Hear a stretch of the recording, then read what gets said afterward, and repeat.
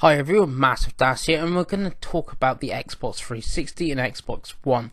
As you may know, the Xbox One has backwards compatibility with the Xbox 360. There's got to be a couple hundred titles on there at the moment. Some are X-enhanced, some aren't, and stuff like that. And Microsoft at one point had this voting system where you could vote for what games you wanted to be on the program. That's currently finished. You can still go on there, it's like a forum, you can still post ideas. The highest game on there, I believe, is Call of Duty Modern Warfare 2. It had like 200,000 votes. So loads. But anyway, I've really been getting back into Xbox recently. Microsoft have been doing some really good things, backwards compatibility, ability, especially with original Xbox games like the Duke coming out, and inside of Xbox and Game Pass and things like that. And I got a few mates on that play Xbox at work. So playing a lot of things there. So it got me thinking of what 360 games would I like to see on the Xbox One. Now, this is sort of a top 10, but some of them I've played, some of them I've not. And some of them is ones I want to play, some is ones I think other people should play and haven't played. Some on there, so they're on the list for that thing. I've also not really included anything that I think may go on there due to like another version of the game on there. So like I've not put on an SSX games, for instance, because there's already the 2012. I don't know if there was another one after that, but you know, that sort of thing. Because there's one, I don't think in the other on there. Well, anyway, going to start with number one. And this actually order is going to go with what had the most votes on the voting thing when that's up. So this got 18,304 votes, so not hardly anything if you compare it to Call of Duty Modern Warfare 2 if it's 200,000. And you know, this isn't even like, well, it's like, what, 10% of the vote of that? But the first one is Kingdoms of Amalur Reckoning. I've not played this myself. It was an RPG. EA is the publisher, but a studio called 38 Studios, I believe they called. They went like bust pretty much after this, and this is a weird one because I don't know if we actually will ever see it, even though EA published it, because the state of Rhode Island own the IP, so I don't know what the logistics is to get that, you know, approved, and obviously like a sequel on that. I'm really surprised someone like Microsoft needing exclusive that haven't tried to buy the IP of the state of Rhode Island, for instance. And, you know, and be something add to the portfolio. I suppose you could say it's a bit Fable-ish though. That could be the only problem with that. But again, that's one I want to play, and a few others do seem to play is the most popular one here, sort of. I'll get to that when I get to number 3. Number 2 is Tales of Vesperia. This was originally an exclusive Tales game to the Xbox 360, still is in the West. It did eventually come to the PS3 in Japan, and I think there's a few other changes to that version. But in the West, it is exclusive to the Xbox 360, which is very unusual, being a Tales game, mainly on Nintendo or PlayStation. Also, it's JRPG, but Microsoft at the start of 360 and that really wanted to get Japanese developers and JRPGs on the system. And it's actually, I could have made a list of just 10 JRPGs. There's 2 on here, and some that you may want to consider JRPGs, but I personally don't. There's actually 3 on here, sorry, I miscounted. But anyway, this one I've played briefly. I do like the Tales series, and what I have played of this is really good, and I really want to play it again. It was really expensive as well at one point, but I think Namco issued it, so it is easier and cheaper to find now. Plus, it would mostly be digitally on the Xbox One as well. Plus, it's got like a talking wolf character that smokes a pipe, so why wouldn't you want that? Number 3 is sticking on JRPG theme. This one's a bit of a sheep because it's the Final Fantasy XIII trilogy. This is what I was saying about Kingdoms of Amalur being the top game. It actually isn't. It's Final Fantasy XIII. I think that had like 24,000, and Final Fantasy Lightning Returns, 13 Lightning Returns, had the least. But I did an average, and the average is about 16,876. I think most probably they got lower because the first one was not that good of a game, so less people picked up 13 2, and then obviously Lightning Returns. But what I hear about Lightning Returns is the best of 3, and it's actually a really good Final Fantasy game. I know some people that like say it's one of the best Final Fantasy games there is. Mostly is possibly the best side games. I can argue things like Crisis Core or Type 0 personally.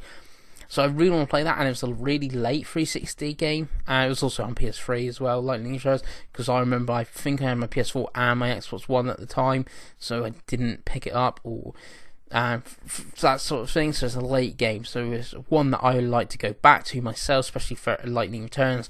And then if you put Lightning Returns, you may as well put the whole trilogy. The only thing, there has been rumours for a long time that there's meant to be a HD remaster, and you think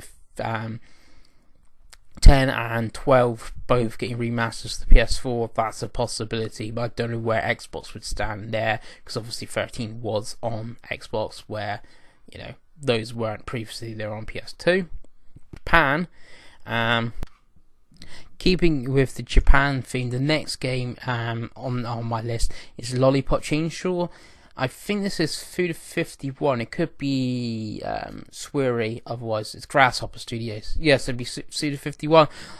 This is one I think I personally don't want to play again, but I think more people need to play. I think due to its the nature of the setting and how the game is presented, I think a lot of people was put off.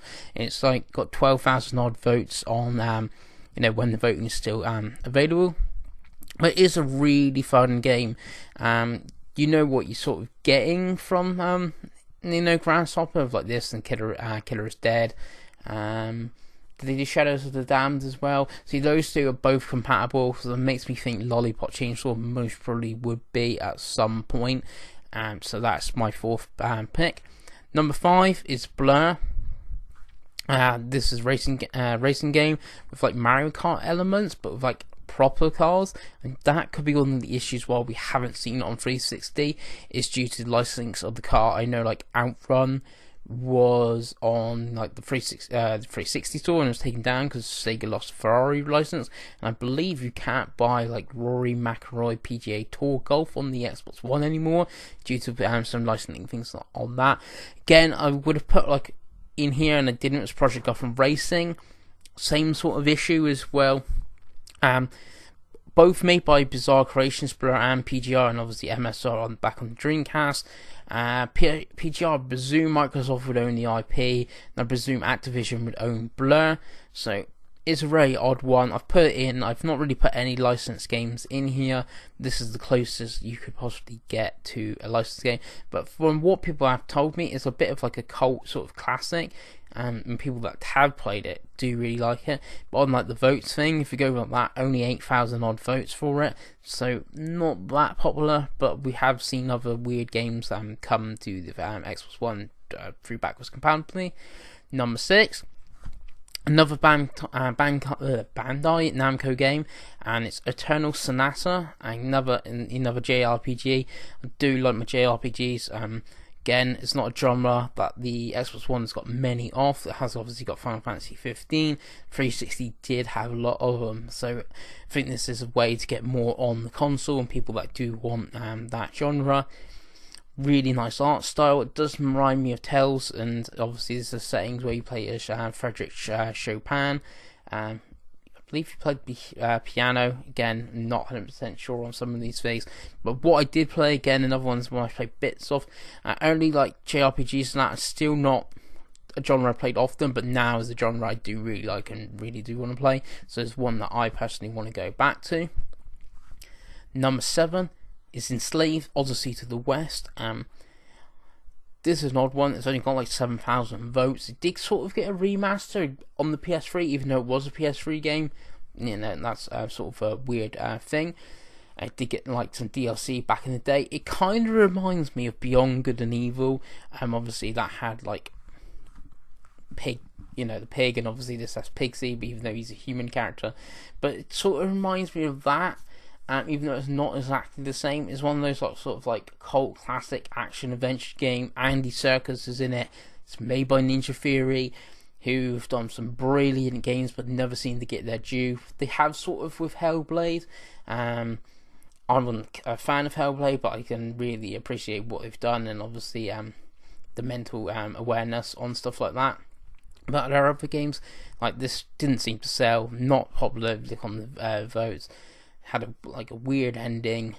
But I do, I think it's a game more people need to play. And you look at their other games like Heavenly Sword, a launched PS3 game, so no one bought it because there's no PS3s in the market. And then they had DMC, people were put off that due to the style of change of Dante, even though it's most probably, apart from Devil May Cry 3, the best Devil May Cry game. So like I said, they never seem to get their due, but Enslaved is a game that people need to play. Number 8, and this is one that you might think is a JRPG. Personally, it's more of like an action RPG thing from Japan. And number 8 is Nier.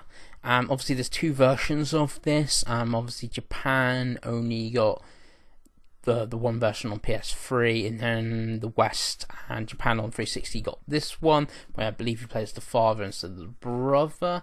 It's something like that. It's one I've not played. It's one that actually fetches a fair bit on eBay, considering it's an older title. It's not backwards compatible, for instance.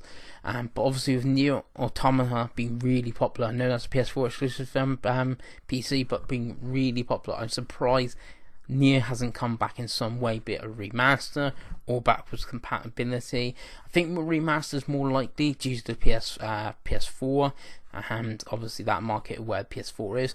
But a remaster could be the quicker a re-release of a backwards compatibility could be a quicker fix, and it could be a great one addition to the Xbox One library of backwards compatibility games.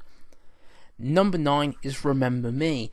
Don't know if you remember this one. This is from the guys that did Life is Strange. Don't nod. A strange one. This is originally going to be a PlayStation 3 exclusive. Sony ditched it for some reason. I can't remember what. I don't know why. And then Capcom picked it up. And obviously, they published it. And it came out. It didn't get glowing reviews and stuff, but I always remember people telling me about the premise of it is really good. And now we live in a post Life is Strange world. I got this weird feeling, and it's why I really want to play it. It only had 5,800 votes though, so not many people do. But one of the reasons I want to play it after playing Life is Strange is to go back and see what those premises and story elements are. So I got this feeling that it's mostly better now than it was when it came out, and it being appreciated more. If that sort of makes sense. But obviously, if the gameplay is not great, that could be one of the issues on that one. And then the last one that only had 2,300 votes. It's actually from the team that do Yakuza, I believe. It's a Sega published title, and that's Binary Domain. This one, again, is not one that I personally want to replay, but it's one I think people do need to play. Didn't get many votes. It's 3,000 votes behind Remember Me, and that didn't really get any. So it's not that popular of a title, it seems, but it's sort of a third-person shooter with some Mass Effect elements. Graphic style's not the best. It's sort of realistic, but the characters got this weird shine to it. But it's got these robots you fight, and some of them look like humans, some of them not. There's 9 different endings and stuff, so yeah, it's got replay value. It's a really good game. I think I'm totally underselling it, but if you could look it up, and if it does come back and it's compatible, it is one people need to play. So that's my 10. Again, some of these I really want to play myself, like Tales of Vesperia, Kingdoms, and Final Fantasy games. Some I think you need to play, listening, or worth playing, like Enslaved, Binary Domain, and Lollipop Chainsaw.